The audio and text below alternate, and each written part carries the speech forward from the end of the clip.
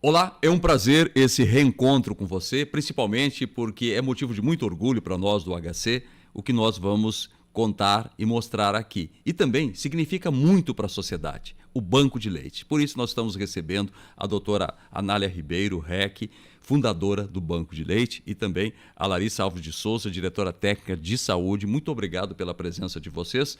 Vamos então fazer uma viagem no tempo e vamos começar, doutora Anália, com aquele desafio inicial de criar um banco de leite aqui em Ribeirão Preto. A senhora que teve essa oportunidade e aí conseguiu implementar tudo que era mais importante e é muito importante hoje para todos nós. Como é que foi? Bom, realmente a criação do banco de leite aconteceu num momento completamente diferente em que eu pensava em sangue. Porque eu estava em São Paulo, no Hospital do Servidor Público. Estamos falando sobre 1976. Em 76.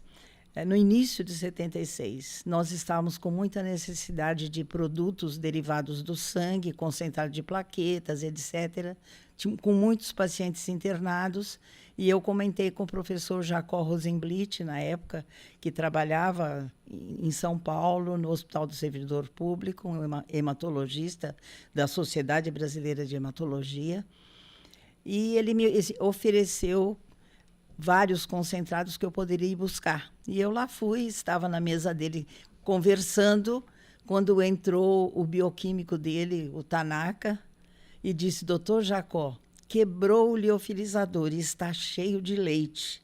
Eu olhei para o doutor Jacó e perguntei: leite aqui no banco de sangue? Ele falou: a senhora não sabia? Nós temos um banco de leite instalado aqui, junto ao nosso banco de sangue. E imediatamente eu me lembrei das cenas do professor Salim, andando nas enfermarias das puérperas, pedindo um pouquinho de leite para um prematuro que ele estava cuidando e que as fórmulas não estavam resolvendo para manter a vida dessa criança. Ali foi o marco de um começo. Exatamente. Eu fui conhecer esse banco e voltei e falei para o doutor Salim: eu sei como eu vou ajudá-lo. Vou montar um banco de leite.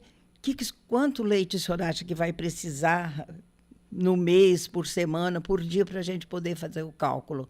A gente não conta para ninguém, e a hora que eu tiver um estoque para o mês, a gente conta e diz e vamos abrir esse banco. Foi o terceiro banco de leite do Brasil? Exatamente. E nós tínhamos o primeiro, que foi no hospital da Fiocruz, lá no Rio de Janeiro, banco de leite do Fernandes Figueira, que, de acordo com o modelo francês, ele foi montado.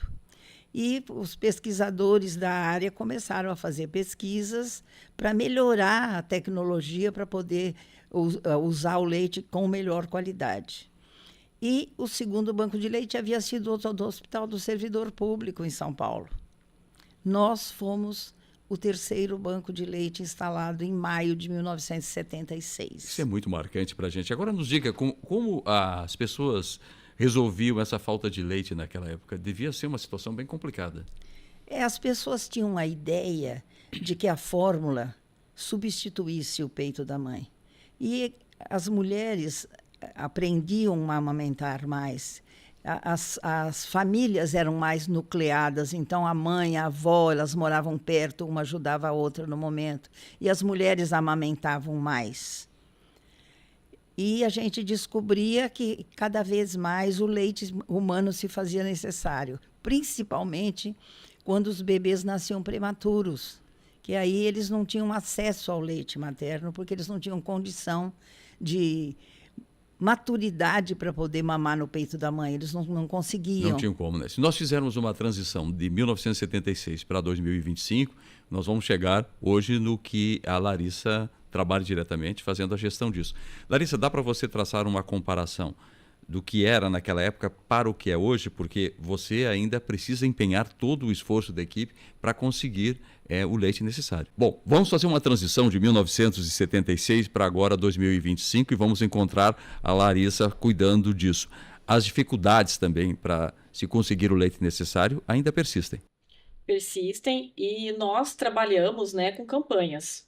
E o importante é que essa campanha seja frequente, para a gente conseguir doadoras, que têm excedente, que doam esse leite para o banco de leite humano. Porque depende muito da solidariedade, da compreensão dessa necessidade. Sim, a gente precisa das mães amamentando, né? Então, para isso, nós temos também assistência para essas mulheres. E, consequentemente, as mães amamentando, elas têm esse leite sobrando. Então, também tem que ter uma consciência com essa mãe, uma sensibilização da importância dessa doação desse leite, porque também tem um empenho dela, né? Sim. Então, passo a passo, os cuidados para a gente realizar esse processo de retirada, né? De armazenamento, a gente buscar esse leite no domicílio. Então, isso precisa estar alinhado com a mãe, né? Então, a mãe tem que estar também disposta e empenhada nesse processo. Doutora Anália, naquela época não tinha toda essa tecnologia que nós temos disponível hoje para dar ao leite todo o cuidado necessário. Como se trabalhava naquela época diante dessas Para dificuldades? você ter uma ideia, o início, o Hospital do Servidor, na época, trabalhava com o que a gente chama de processo de tindalização. O leite era aquecido e resfriado em temperatura controlada por 3 dias consecutivos. As perdas eram bastante grandes. Então, a rede de bancos que foi sendo criada e formada, porque, na realidade, esses 3 primeiros bancos foram os precursores. E, a partir daí, novos bancos foram sendo montados. Tendo como referência o que se fazia. Exatamente. Aqui. E pesquisas foram sendo feitas, especialmente na Fundação da Fiocruz, né? Que é um centro de pesquisa importante no país, ligado ao Ministério da Saúde. E vários bancos foram sendo montados em Pernambuco, no Rio Grande do Sul. E, para você ter uma ideia, o nosso banco ajudou na montagem de vários bancos de leite no interior do estado de São Paulo. A gente era ponto de referência para quem tinha os problemas, que tinha UTI neonatal e precisava de leite para esses bebês. Então, montaram-se vários bancos de leite de acordo com o nosso modelo. Nós participávamos de tudo isso, eles vinham aqui para aprender e muitas vezes nós íamos até o município para ajudar nas instalações. E essa sempre foi uma dinâmica dos bancos de leite no Brasil. Para você ter uma ideia, esses 3 primeiros de 76, hoje nós somos 214 bancos de leite no Brasil.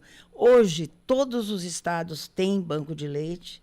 Todos os estados têm um centro de referência em banco de leite e o Brasil tem uma rede nacional de banco de leite humano. Com isso, a mortalidade e mais, claro, os usos de surfactantes, incubadoras melhores, houve uma redução enorme da mortalidade de bebês prematuros, que a média de morte de prematuros extremos na época era de quase 90%. Alto. E essa média foi caindo à medida que tudo isso foi entrando na tecnologia e o alimento ideal foi sendo introduzido para esse prematuro através dos bancos de leite. Então, eles tinham acesso a um direito, a garantia de um direito. Porque a alimentação é um direito humano. Sim. E o prematuro não tinha esse direito, porque ele não conseguia mamar diretamente no peito da mãe. E os bancos de leite fizeram a intermediação para que essas crianças pudessem ter o direito garantido de receber o melhor alimento. Ô Larissa, na comparação com o que se fazia naquela época com o que se faz hoje, como é que funciona o processo do começo até o leite chegar para a criança? Bom, a dona Anália falou, né? Eles faziam tindalização, hoje a gente trabalha com a pasteurização, né? Isso foi tudo devido às pesquisas, a Fiocruz, né, que foi o que encabeçou esse processo. E, como a gente sempre fala, né, dona Anália, é uma construção coletiva, né? Então, todos participaram desse processo do que atualmente a gente trabalha hoje, né? Então, esse leite, a mãe, ela faz essa coleta em casa com todos os cuidados que a equipe ela do recebe banco toda de a leite orientação. passa, recebe o kit, material esterilizado para realizar essa ordenha. O banco busca esse leite no domicílio, então a mãe não precisa vir até o serviço. Caso ela queira vir, ela pode estar vindo. Sim. Nós temos uma assistência para essas mulheres, mas isso facilita que a mãe não se desloque pensando Perfeito. Que ela tem um bebê pequeno em casa. E esse leite chegando ao banco de leite, ele passa por várias etapas, né? Que todas as etapas estão com qualidade certificada para depois ser distribuído ao recém-nascido prematuro que está nas unidades neonatais aqui do HC. Então, o processo é mais complexo, naturalmente, do que era naquela época. Mais complexo. Mais complexo. É garantido, o leite é garantido. E quais são as crianças que têm prioridade em receber esse leite? Bebê prematuro de muito baixo peso. Hoje, aqui, nós conseguimos, com o nosso estoque, ampliar até essa oferta, né? Certo. Nós atendemos as prescrições médicas 100%, o que chega para a gente pós-prematuro de muito baixo peso. E com os estoques, né, trabalhando com esses estoques, nós conseguimos hoje ampliar também a oferta para bebês de alojamento conjunto. É interessante, né, Larissa? Sim. Ela falou do estoque. Antigamente, quando a gente começou, tinha bebê que precisava do leite, mas nós tínhamos menos leite do que os bebês precisavam. Então, a gente tinha que escolher. Esse está em piores condições, então vamos mandar para esse outro está um pouco melhor. Isso angustiava muito a equipe. Sim. Escolher quem Porque que ia era tomar. uma escolha muito difícil, né? Muito difícil. Então, o que a gente fez? A gente viu quanto tempo cada criança ficava internada e começamos a fazer o que ela falou, campanhas. O bebê prematuro nascia hoje, eu sabia que ele ia ficar 30 dias, 40 dias. Então, ele tinha que ter leite até ele sair de alta. Se eu não tivesse esse estoque, eu começava a campanha. Então, a gente começou a fazer isso. E hoje tem o que ela falou. A gente conseguiu. Aliás, já quando eu saí, nós estávamos assim. Começou a baixar o estoque. O bebê que nasceu hoje não tem até ele sair de alta, eu começo campanha, porque eu tenho que garantir que ele nasceu hoje e vai ter alimento até ele sair de alta. E quais são os números que nós temos hoje no banco de leite aqui do HC? Bom, nós temos uma média de 180 doadoras mensal. Sim. Nós temos em torno de 180 a 200 litros de leite pasteurizados mensalmente também. E receptores, uma média de 40 bebês diariamente.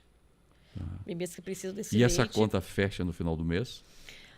Com as campanhas sucessivas aí, com o apoio, a gente está conseguindo sim. Tá? Tivemos, né, ao longo do ano, alguns momentos críticos, né, de estoque, mas a gente se une ali com as equipes. A imprensa nos ajuda muito nesse processo de divulgação e com isso a gente consegue repor e fazer, né, os estoques aí para atender a todos que necessitam. Larissa, na pandemia deve ter sido difícil. Foi difícil estruturar todo o processo, né, para garantir até a doadora, porque nós íamos domicílio, e também aos funcionários, né? Mas, por incrível que pareça, nós conseguimos aumentar o estoque nessa época. Ainda foi possível? Foi possível, porque acredito também que se deu essa estrutura segura que nós montamos, né? E nós apresentamos isso para a doadora. Primeiro, da importância dela continuar doando, porque mesmo num cenário tão crítico que nós passamos com a pandemia, nós tínhamos bebês ali prematuros internados que precisavam desse leite. Então, sensibilizamos essas doadoras, criamos ali um processo seguro de busca de leite no domicílio. Mostramos isso para elas, né? E elas confiavam muito no trabalho que o banco desenvolvia e desenvolve. E as mulheres acabaram ficando muito em casa por conta também dos trabalhos home office. Então, com isso também acabavam tirando, né? Começavam ordenhando mais e nós conseguimos ter um aumento de estoque nessa época. Doutora Nália, a comparação do leite natural com o leite artificial, não há nenhum indicativo de substituição? Uma coisa que a população às vezes acredita é que o leite da fórmula ele substitui o leite materno. Não é verdade. Não tem substituto para o leite materno. O leite artificial, que a gente diz artificial porque é de outra espécie, ele é fantástico, o leite de vaca para o bezerro. Sim. Ele é o melhor para o bezerro, assim como o leite de cabra é melhor para o bebê da espécie. O leite humano é para o ser humano. O outro leite, ele vai manter a vida dessa criança, mas não com as mesmas condições e com a mesma proteção que o leite materno dá. Tem inúmeras pesquisas mostrando isso. Tem, não é possível. Mostrando que o bebê que ele, por exemplo, mesmo de família que tem histórico de diabetes, se ele não receber outro leite até 1 ano, o risco dele desenvolver diabetes cai, mesmo quando ele tem geneticamente determinado isso. Bebês que são amamentados no peito exclusivamente pelo tempo, de 6 meses, 1 ano, de preferência, pelo menos, ele tem menos risco de linfomas, de doenças mais graves, além daquelas doenças mais comuns, que são as pneumonias, as infecções. Quer dizer, já tem uma proteção natural Exatamente, muito forte. que a mãe passa para o bebê toda a defesa de todas as bactérias com as quais ela já entrou em contato. Perfeito. E com isso, a criança corre menos risco de adquirir essas doenças. Doutora Nália, essa história que rola aí, às vezes, entre os leigos, de que o leite dela é muito fraco. Existe leite fraco, leite forte? Não tem. Pode ter um pouco mais ou um pouco menos de gordura, de acordo com o momento que o bebê inicia a mamada. No início ele é mais aguado, mas à medida que o bebê vai mamando o leite, vai ficando mais gordo. Se você coletar o leite dela nos primeiros 3, 4 minutos, outro tanto, você vai ver que o leite tem características, mas da mesma mamada. Então, no início, o que é a natureza? A natureza é perfeita, gente, certo? O leite que entra na boca do bebê no início da mamada é um leite mais aguado, mas ele é riquíssimo em imunoproteção, entendeu? Nas proteínas de defesa. Então é mais valioso. Né? Exatamente. Aparentemente ele é mais aguado, mas ele é mais rico em proteínas. À medida que vai entrando, vai o leite ficando mais gordo, que é a hora que o estômago do bebê recebe esse leite e fala, agora sim eu estou saciado, porque entrou o leite gordo. Então, ele geralmente é quando ele larga o peito e para de mamar, porque ele já acessou o leite gordo. Entendeu? Se nós compararmos, doutora Nália, o leite de uma mulher bem nutrida, numa condição econômica positiva, em contraste a tudo isso, numa situação de miséria, a gente poderá ter uma diferença na qualidade desse leite? Pode ter diferença no sentido assim, quantidades de nutrientes, mas o bebê não vai ser desprotegido, ele vai conseguir receber e crescer e se desenvolver se ele receber o leite humano. Porque quando a gente pensa numa situação extrema, você tem que pensar que as condições de higiene, às vezes, também não são tão boas. Então, o risco de se usar uma fórmula é muito maior. Então, o leite do peito é sempre melhor do que o leite de outra espécie. Então, lembrando, desculpe eu falar, lembrando, o leite de outra espécie é para quando a criança não consegue ter acesso ao leite materno. Não há outra opção, né? Exatamente, é para manter viva. Larissa, hoje você observa que as pessoas estão mais solidárias do que antes. A gente consegue ser, nas campanhas, mais convincente sobre a importância da doação de leite? Eu acho que não é convincente, né? Mas eu acho que sim, o acesso à informação. Perfeito. Eu acho que hoje... Porque havia um certo tabu, um preconceito em algum momento em relação a mulher fazer a doação de leite? Não. Não é a mesma coisa que acontece, por exemplo, no sangue. Aquele monte de mito, de coisas que não fazem sentido, né? Exatamente. Não, porque as mães, elas amamentavam e, assim, um outro filho, uma outra criança que precisa. Eu acho que tem essa questão aí muito da sensibilização, né? Do ato da mãe, né? No momento gesto da maternagem, né? Mas hoje a gente vê que a divulgação, através da mídia, isso aumentou, né? Então, a gente consegue ter essa captação maior devido aí à forma que chega para a mãe essa informação. Né? Com as redes sociais hoje. Sim, a comunicação é mais fluente, né? É mais fluente. Antes a gente só dependia, né, dona Nália? Acho que quando eu entrei no banco de leite, quase 20 anos atrás, né? A gente tinha muita questão da televisão, rádio só, né? Não tinha rede social. E hoje nós temos a rede social com acesso, né? E justiça seja feita. A televisão em Ribeirão Preto sempre foi muito parceira. Certo. E até contar um fato interessante. Claro, eu me lembro, muitas vezes, a equipe da TV me ligava. Eu sabia, quando eles me ligavam, é porque tinha um buraco na pauta. Eles me ligavam, como é que está o estoque? E eu sempre dizia, nunca dizia que tinha muito, porque a gente também nunca teve muito, né? Sim. Sempre o bastante, o suficiente.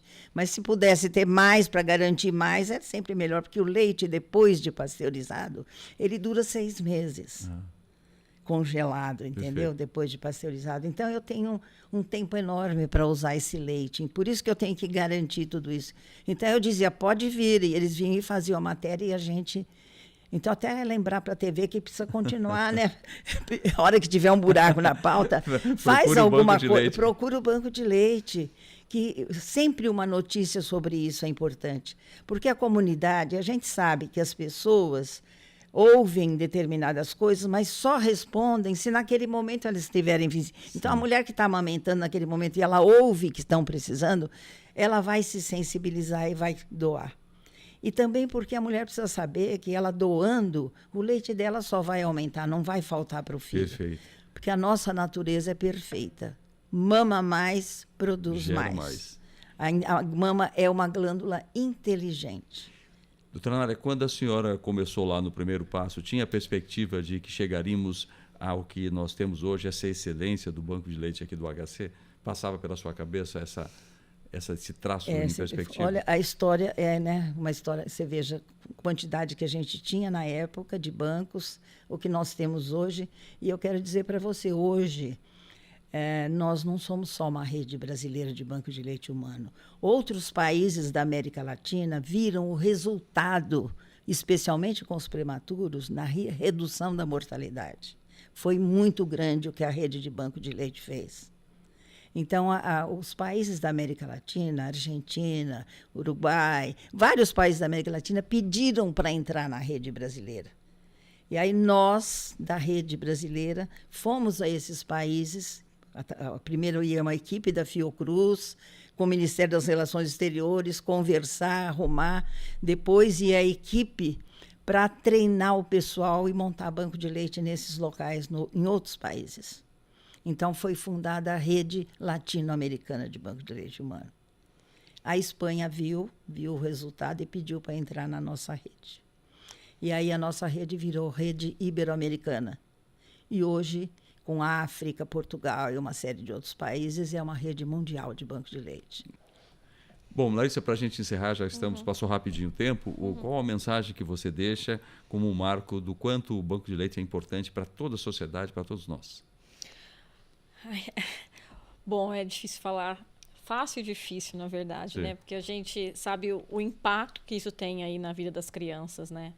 A dona Nália contou muito bem, assim, tudo como começou, né? É importante frisar esse olhar dela, né? Ela estava num setor, mas ela estava preocupada com o paciente no contexto todo do hospital. Então, acho que é bom a gente frisar, assim, o profissional, né? Com esse olhar aí para o outro, que a nossa missão é essa. É uma missão de ajudar, de cuidar. Então, que a gente consiga sempre prosperar esse serviço, né?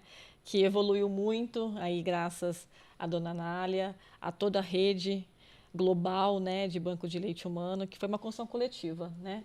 E que a gente continue essa equipe aí, que continue não medindo esforços para conseguir esse leite para estar ofertando para esses bebês prematuros. Que a gente sabe a importância que é e que esse leite salva vidas.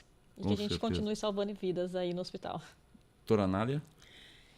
E realizando trabalho e pesquisa, né, para continuar. E nós, quando saímos, deixamos um trabalho iniciado que a Larissa completou, porque acontece também que o prematuro, o leite é o ideal para ele, mas ele não consegue receber muito leite, são pequenas doses e a gente precisava de mais. Então, nós fizemos um trabalho para sintetizar o leite, para liofilizar o leite, para adicionar no leite, quando você vai ver, como para fortificar aquele pequeno volume, nós adicionamos um leite humano concentrado, para a criança não precisar receber nada artificial, só leite humano. E foi a pesquisa que foi feita, que agora tem um nome, o leite, não é, Larissa? Isso, é o Lionel. É o Lionel, que está sendo introduzido na nossa rotina para complementar o leite para o bebê receber em pequeno volume tudo que ele precisa. Então, nós já chegamos até isso. Não notícia. Só fazer isso, como liofilizar e oferecer um leite mais rico para o bebezinho prematuro, para que ele cresça mais rápido, engorde mais rápido, tenha menos riscos e, quem sabe, venha a ser o nosso próximo presidente da República, né? Esperança é o que não nos falta, né? Bom, eu quero agradecer a presença das senhoras, muito obrigado. É sempre uma história de emoção para a senhora, né? Para todos nós. Né? Então, acho que isso se traduz o quanto é gratificante e a gratidão por tudo que é realizado. Muito obrigado. Muito obrigado, Larissa. Obrigado a você que esteve com a gente, então. Até o próximo encontro, a gente vai trazer mais histórias interessantes como essa que nós acabamos de acompanhar. Até mais.